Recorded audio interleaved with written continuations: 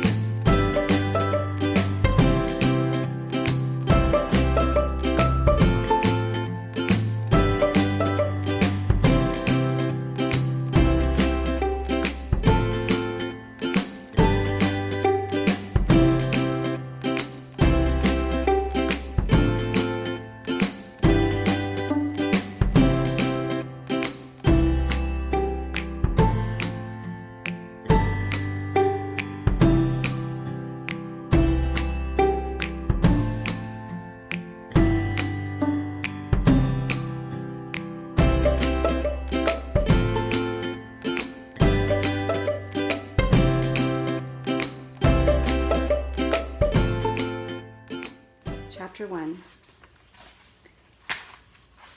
Bagels and Joe. Bagels and Joe can't be more than the size of your average motel room, but it is wall-to-wall jars of roasted coffee beans. It smells nutty and warm on this cold September morning. No one looks for a truant in a place like this. Ordinarily, I love it here, curled up with a book and headphones in a corner where I can be any age at all in the low light. But today I can't hide, because today I am the entertainment. It's been a month since our last show and my most recent episode. I can still feel the terrible panic, hear the confused voices of the crowd, and see Mom trying to gather our money and run. I suppose I should be grateful for the 4-week break with no shows along the lake. She has a job now, too, at the diner down the road, so we've usually got enough leftover hash browns and day-old donuts to keep us fed. But that doesn't mean she still hasn't been trying, like always, to land me the next big gig. And today we've got a show. I can't tell if the time off has made the fear better or worse.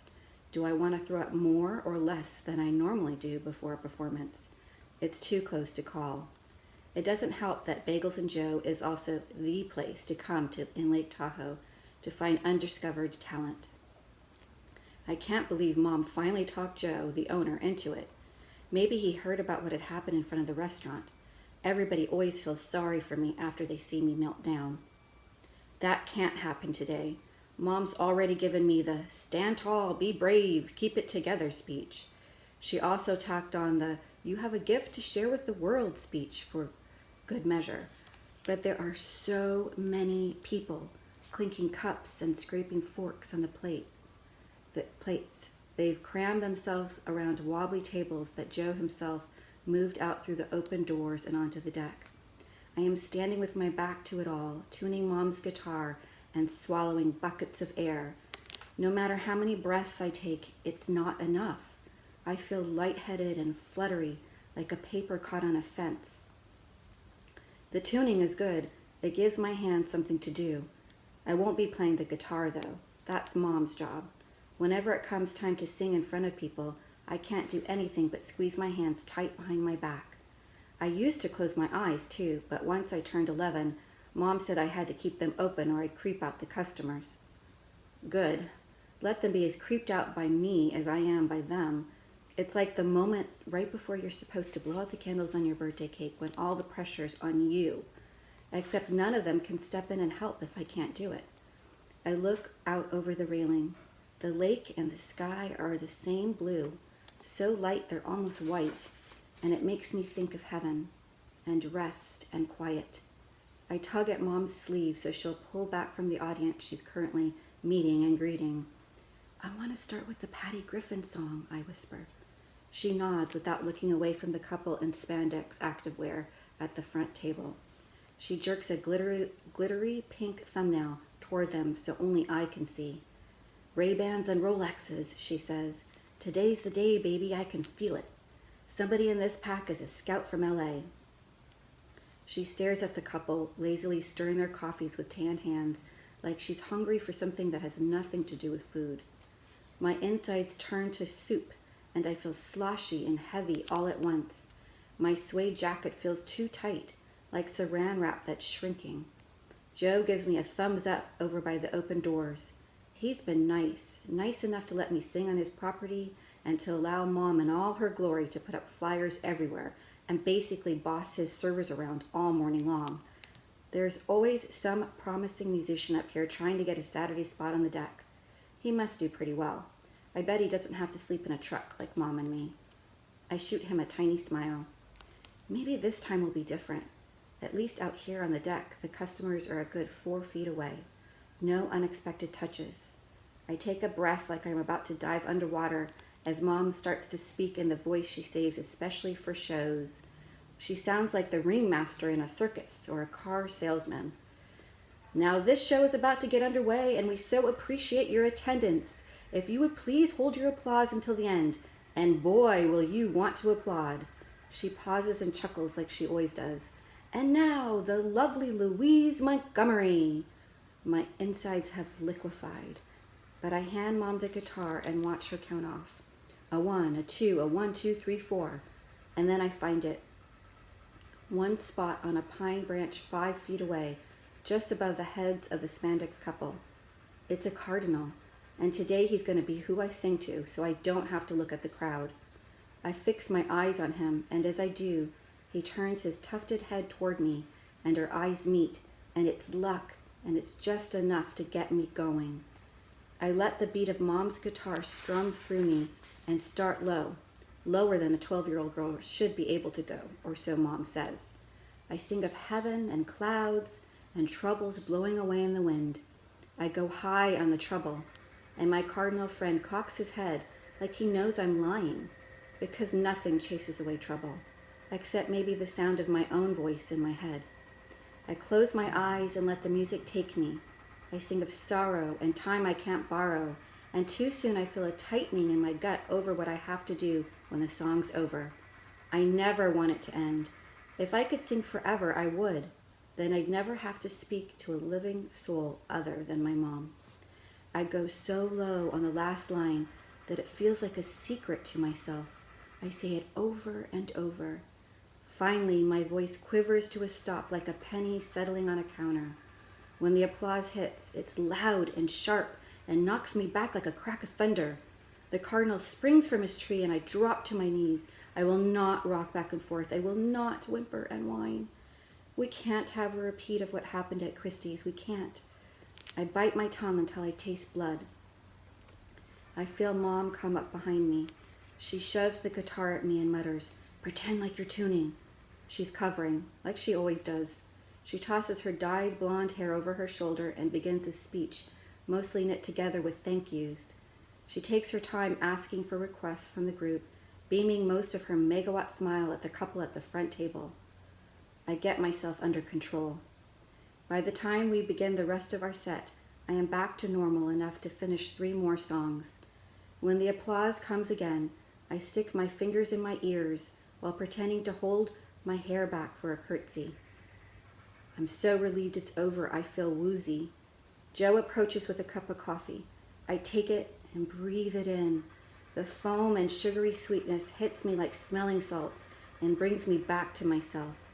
I study Joe over my cup while he keeps an eye on the crowd. He's a muscly guy with tan lines from his sunglasses that make him look like a very nice raccoon. Right now, his arms are crossed like he's my own personal bodyguard. People give us space. "Not bad, Louise, not bad at all," he says once the crowd begins to move inside. "Your mom was right when she said you had the pipes." I smile into my cup. "Don't tell her I caffeinated a minor, okay?" We both look over to where she's standing, her hands on the hips of her tightest black jeans, talking to the Ray-Ban guy. I don't think she'd care. No? Joe gives me a look like he wants to ask more. I've already said too much, gotten too comfortable. He's easy to talk to, and that's a problem. What happens between me and Mom stays between me and Mom. I began packing up the guitar and tasseled rug we unroll for performances. Thanks for the Joe, I say. Was that a joke? He makes a shocked O face, and I laugh, because the caffeine has kicked in, and I'm happy my job is done for the day. I didn't think you had it in you. Stay cool, Louise, he says, and walks back into the cafe, throwing a dish towel over his shoulder. Oh no, Mom is leading the fancy spandex couple over, and I immediately tense up. I guess I'm not quite done for the day after all. Mom starts the introductions. Louise, I'd like you to meet Howard Mays. Howie, please. Howie sticks out a big hand with stubby fingers. I can't do it. The shake is too much. I give a little wave instead. He doesn't seem to mind. This is my wife, Margaret, Maggie. Howie and Maggie. Same height, same glasses, same dark hair. They could have been cartoon supervillains. We're a husband and wife talent team, the Mays Agency. We're a family business, and we're in the business of making families' dreams come true, Howie says like he's in a commercial. And we love your sound. You've really got something, honey, Maggie chimes in, lifting her glasses and eyeing me up and down. Kind of a raspy, like a modern Stevie Nicks. A tiny dynamo like Amy Winehouse, Howie adds. But fragile looking, counters Maggie, like early Taylor Swift. This is too weird. I feel my jacket getting tight again. Mom nods. She's been following the two of them as they size me up like it's a tennis match. But I'm white-knuckling the coffee cup for all I'm worth. I can do this. I can be calm. Please, please don't let the Mazes try to touch me. Just as Howie reaches towards me like he wants to try that handshake again, Mom bumps Howie's shoulders with hers like they're old friend and says, I told you we're in for a treat. He drops his hand as she keeps talking. And this is just a taste. Wait until you hear her mic'd and in a studio. What is Mom doing? I steady my toes while the three of them look at me. I have never set foot in a studio in my life. She's making promises I can't keep. Yeah, I believe it. I like her sound already, and the acoustics out here are zilch. I'm thinking commercial jingles at first. Then we'll talk singles. She's young yet. Does she act? Could she do Disney? The idea of television makes me want to puke. I consider puking right here to prove my point, but he keeps talking more to himself than to us. Never mind, he says. This is a vacation, not business, and believe it or not, we like to keep the two separate. It's the first thing he says that makes me think I might like Howie Mays. Maybe he really is a family guy and it's not just a line? Disney's a joke. Commercials of any kind are a joke. There's no way a camera pointed at me would turn out well. But could I handle being alone in a studio? I picture it, a black box with nothing inside but me and the music. It sounds soothing, like a sleeping bag zipped all the way up. But he ruins the dream with what he says next. We can't tell anything until we get her into our offices back in LA. We've got a studio there and we'll see how she reads and looks on camera. Do you have a headshot? For just 1 second, Mom looks as panicked as I feel, but then it's gone. No, sorry, Howie. Left those on the plane, I'm afraid. It was a rough transfer from Chicago to Reno. We have never been on a plane in our lives. Maggie taps my shoulder and I flinch. Here, honey, you take this. She hands me an ivory card with The Mays Agency printed on it in big blue letters. Call us at the office and we'll set something up when we get back. She turns to her husband, who is snapping to-go lids on both their lattes. What do you think, Howie? End of next week? Next week, yeah, that should work. Vacation first, then work. Excellent. We'll check our schedule and get back to you, Mom says, like we're on tour. But the Mazes are already making their way through the doors back into the Tahoe morning. I swallow the last of my coffee and stare into the bottom of my cup. This was supposed to be free coffee and enough of a gig to keep Mom happy for another few weeks. Despite all her pep talks over the years, I never thought I'd actually have someone think I was good enough to sign. I love to sing because the sound of my own voice in my ears steadies me. It makes me feel stronger than I am. I try to imagine doing that in front of cameras and crowds and high fives and handshakes and applause. An acidy burp escapes my throat and burns. As soon as the mazes disappear, I grab Mom's hand. Mom, we can't go to LA next week. Why not? She's smiling and clicking her fingers together like there's a song playing I can't hear. Because you have a job here. Because I like the mountains and the quietness of this place, I think. Because if someone tries to fit me for a Disney costume, I will implode. A job? She stops and points to a stool so I'll sit. You mean the minimum wage, no insurance, waitress job? Yeah, tough decision there. I shake my head. I hate it when she gets sarcastic with me. The deck is almost empty now that the freeze entertainment is over. I move to set my cup on the stool next to me, and it wobbles because my hands are shaking again. She sees it and leans her shoulder as carefully as always into mine. I sigh with relief at the weight of it. If either of us were to pull away, we'd both topple over. It's about a 7-hour drive down to LA, she says in a low, calm voice. How about this? We go next week, see what happens. The way it comes out, she sounds like she couldn't care less if I get it or not, but I know better. And then, hey, if they love you as much as I think they will, we'll sign a big contract, make this our home base, and fly back and forth like fancy jet setters. There it is, her not-so-secret Hollywood dream life. But I can't pretend I don't like the idea of making Lake Tahoe permanent. Like with a real house here, maybe, I ask, against my better judgment? One of those cabins by the water near Commons Beach? Mom smiles. Why not, baby girl? You're a fighter, and you fought your way almost to the tippity top. With your abilities, we could buy a McMansion in Beverly Hills. I smile too, because if I ignore the whole performing in public part, I can kind of see it. Not the McMansion. I see the rich people who fly into Tahoe for the weekend with their shiny SUVs and $10 lattes. They've never clipped a coupon or wondered where they'd sleep at night, but they don't look any happier. I just want a little cabin with my own bedroom where I can pin pictures to the walls and pick out a quilt for the bed. We would have a kitchen, a real one, not a camp stove, and a refrigerator that would always be full. There'd be a path to the water, too, a place of my own. Hey, you two, lunch on the house? Joe comes out and hands me a bag with 2 bagel sandwiches and chips inside. I can smell the smoked salmon, and my stomach growls, yells, really. It'll be the first thing I've eaten today. There were no freebies from Mom's late shift last night. Thanks, hun. Mom slides off the stool.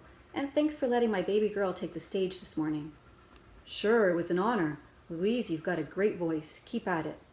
Mom bobs her head in agreement, like he's just stated the obvious. The sky is blue. The world is round. Lou's voice is great. Listen, Joe adds, I know school's back in session, but I hope you find the time for your music. I really do. Quick as I can, I drop my head and let the curtain of my hair fall forward. Mom makes me memorize the name of the middle school in town, but I can't remember it. Why can't I remember it? Thank goodness for Mom. Oh, she's a good manager of her time, Joe. A real responsible kid. Homework first, that's what I say, and singing second. And she sticks to it, straight A's all the way. I sigh inside. She's gone too far. It's still too early in the year for grades, even I know that. But Joe either doesn't pick up on it or doesn't care, because he smiles when I squeak out a, thank you for the lunch, and Mom pulls us away through the cafe and back out onto the sidewalk. The sun isn't as warm as it was just a few weeks ago. October is almost here. How am I going to hide the fact that I'm not in school once the weather turns too cold to be outside? Not that I'm complaining. I love the mountain quiet where I can be alone without bells ringing and bus brakes screeching and kids bumping into me. I miss the homework, though. There's only so much you can learn from the donations in the little free library. While we walk back down the hill to the campsite, Mom hums.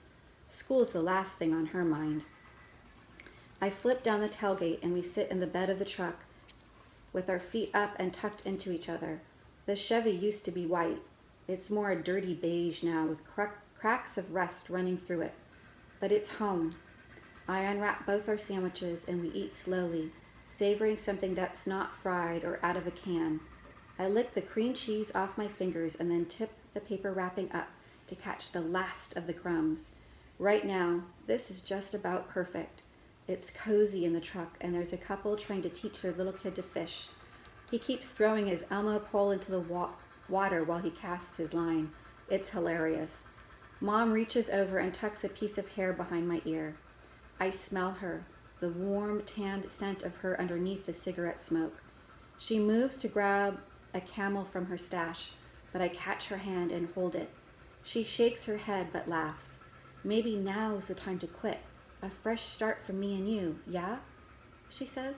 I nod into her shoulder, and we both shiver when a gust of wind blows in off the lake. It's colder now than it was this morning, she sighs. It's probably 80 degrees in LA, what do you bet? I don't answer. Instead, I scooch down so my head is on her lap.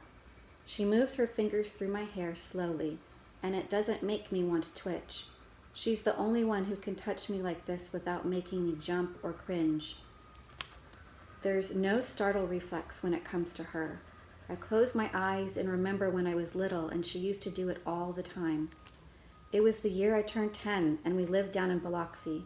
We were hitting the casino circuit then. Mom had a job at a souvenir shop selling maps and t-shirts and gator teeth necklaces. The tourist season was steady enough, even after the Katrina rebuild, that we could afford to stay at the Starlight. I pay by the week motel just off the highway on a little strip of beach. I went to real school there too, all of 4th grade. Mom got me a Dora the Explorer backpack on discount from her work, and I ate a hot breakfast and lunch every day because the county paid. Biscuits and eggs and spaghetti and pizza and big warm chocolate chip cookies.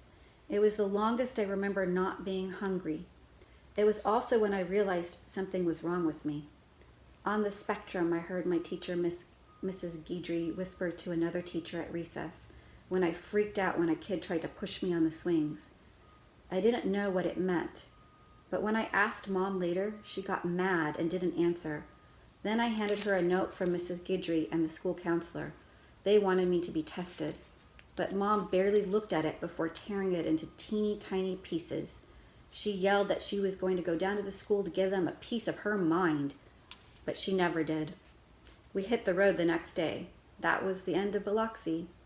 It was only later, after we'd moved, that I realized they'd meant autism. I've never been tested for it. Mom refused when they brought it up at school conferences, but I guess it didn't matter. My teachers had already decided. They treated me different, and so I felt more different than ever. They were the grown-ups, so they must be right.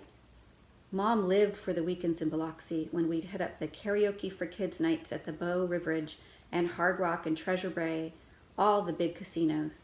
I can still remember the air when we first walked in. It was blasting cold, like stepping into a giant refrigerator. I kept a fuzzy old sweatshirt in my backpack that Mom made me take before I performed. She said it was cold because they pumped in extra oxygen so the gamblers could stay awake and keep spending money. I believe it. The karaoke nights, though, those were bad. The strobe lights were so bright they left lightning streaks on the back of my eyelids when I blinked. And the kids were mostly older than me, already 11 or 12. And they danced and sang, and it was all hip-hop or rap.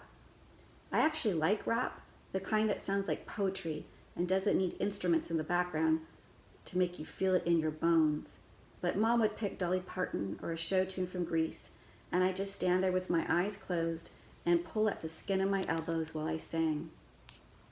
The only good thing about it was that no one really paid attention to what was happening on stage. Mom thought those karaoke nights would be our big break. She thought there'd be talent scouts. It took a whole year before she realized no one was looking for the next big thing in a karaoke club in Mississippi. But after every show, when we were back in our room at the Starlight, I would take a bath and curl up in my towel on the bed. Mom would comb my hair out with her fingers just like she's doing now, and we'd watch something goofy on the television, old episodes of Andy Griffith or Charlie's Angels. "Did you know I'm named after Charlie's Angel, baby girl?" she said one night. I sat up and twisted around in my towel so I could tell if she was joking or not. but she was looking at the screen. That one. She pointed to a woman with big blonde hair and bell-bottom jeans. Farrah Fawcett.